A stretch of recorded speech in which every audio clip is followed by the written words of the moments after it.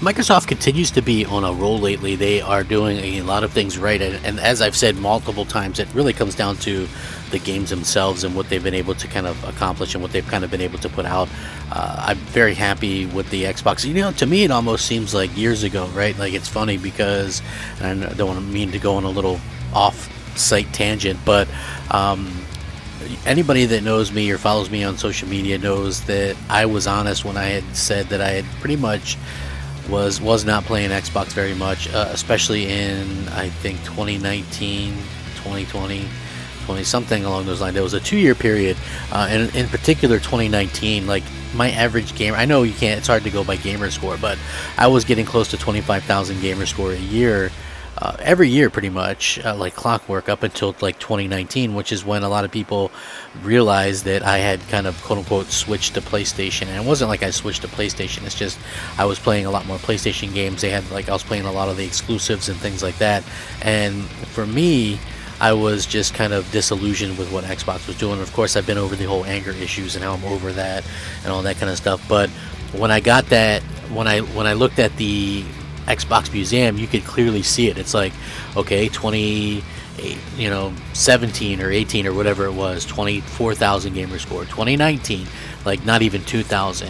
2020, it was like 6,000 or something like that. I don't remember the exact number, but then it jumped back up. So thankfully, it's jumped back up. But the funny thing was, I just, on a whim, by myself, right? Like, my friends pretty much that I used to game and clan with and things like that, back in the day, most of them have been busy doing other stuff. So in particular, like my brother Hellhammer, some of you guys might remember him from doing podcasts with me, but nobody was around anymore that I used to game with. So just on a whim, I booted up Call of Duty 4 Modern Warfare Remastered on my Xbox One X, or my Xbox Series X. I don't just play it by myself. There's not a lot of people on there. You can only play Team Deathmatch. You can find a match there, but I can't imagine, there's probably 1,000 people or less playing that game. And with that being said, I was just playing it, Then my brother, he got on and we started playing it. Then a couple of my friends saw us playing it, and we were in a chat and they joined the chat, and now it seems like a bunch of people are getting together again to play these games. I don't know, it's a good feeling. I enjoy it. So with that being said, though, I do want to talk about something that Xbox is doing, because I feel like they've really nailed it with this, and I'm excited by it. So it's going to be a video you don't want to miss. Hey there everyone, I'm the Crapgamer, and of course this is Crapgamer Reviews, your home for gaming news, opinions, reviews, and much more.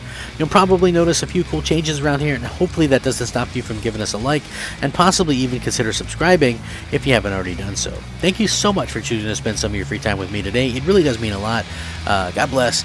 Merry Christmas, after Christmas, and Happy New Year. Hopefully you guys all have a safe holidays and all that kind of stuff and got what you wanted. But anyway, so Microsoft is on a roll. They put out Forza Horizon 5, absolutely brilliant game. They put out Halo Infinite.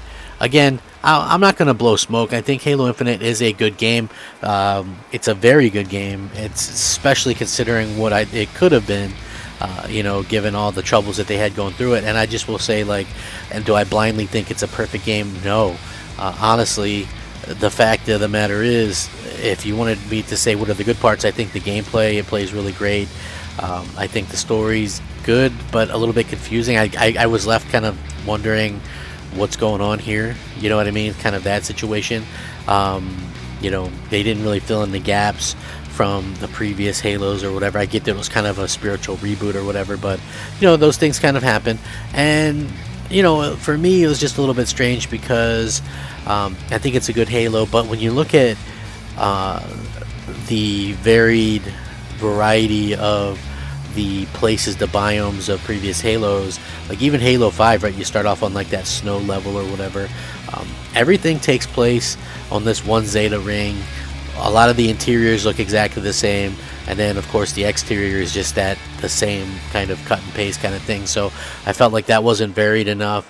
It was for their first open world try. I thought they did good, but it does get a little monotonous sometimes with capture the fob, kill this high target, do the, you know what I'm saying? It just, to me, it did get a little bit, but I'm not going to really fault it that much for it because they are trying something new. So I would have loved for it to have been like co-op or something, though. I'm just going to be honest. Like, that's what I was really hoping for, but they didn't do that. But anyway, it does look like the Endless, Halo the Endless, has been trademarked, and it looks like this could be some DLC, which I think would be really good. So players who have been adventuring across Zeta Halo might have been hearing a number of cryptic references to a faction called the Endless during their playthrough. Now it seems like Microsoft has more plans for them in the future, as Halo the Endless trademark has been filed by the company. While we have no idea what it might be, it's quite possible that it's an expansion to Halo Infinite or some subsequent Halo game. While Halo is no stranger to downloadable content or indeed subsequent campaigns not part of the main story, this might be a cut above anything like Halo 3 ODST or Spartan Ops were. Of course, that relies on whether it's actually DLC to begin with or an entirely new game. Something as big as a race that the Forerunners had previously fought in their history isn't something that should just be relegated to DLC and then never brought up again. But since we know nothing else besides this Halo, the Endless trademark, we can all just speculate.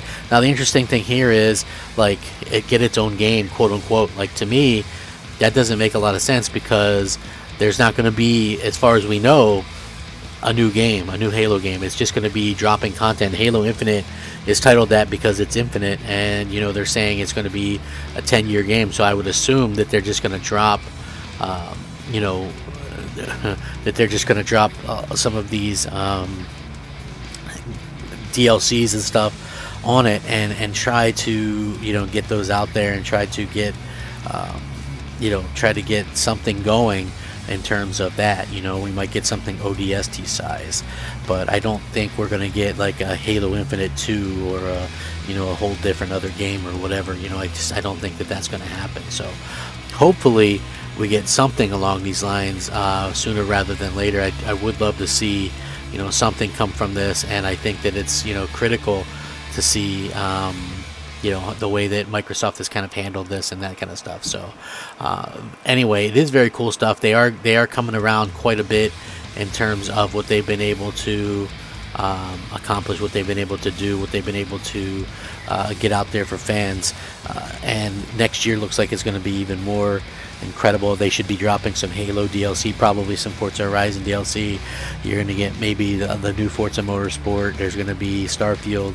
I'm not going to hype Redfall because I don't think Redfall is a, you know, a crazy good game or anything like that, but I do think that what we could be seeing is the resurgence of Xbox even more so. So that is an exciting prospect and something that I want to really kind of get amped up about and to talk about, because it's going to be a hell of a year, and I think it's going to be a hell of a year for both Microsoft and for Sony. It really just kind of comes down to what fans want, and it's just one of the things that I feel like, you know, everybody is going to be talking about, and you know, in general, everybody is just super stoked about where we're at in terms of gaming and how things are changing and all that kind of stuff. So yeah, it is a very exciting time, and you know what, it's a very exciting time for everybody, you know. So but with that being said, I will link this and you guys can check it out. I would love to hear what you guys think in terms of, you know, Microsoft and the way that they've been able to kind of get things going in their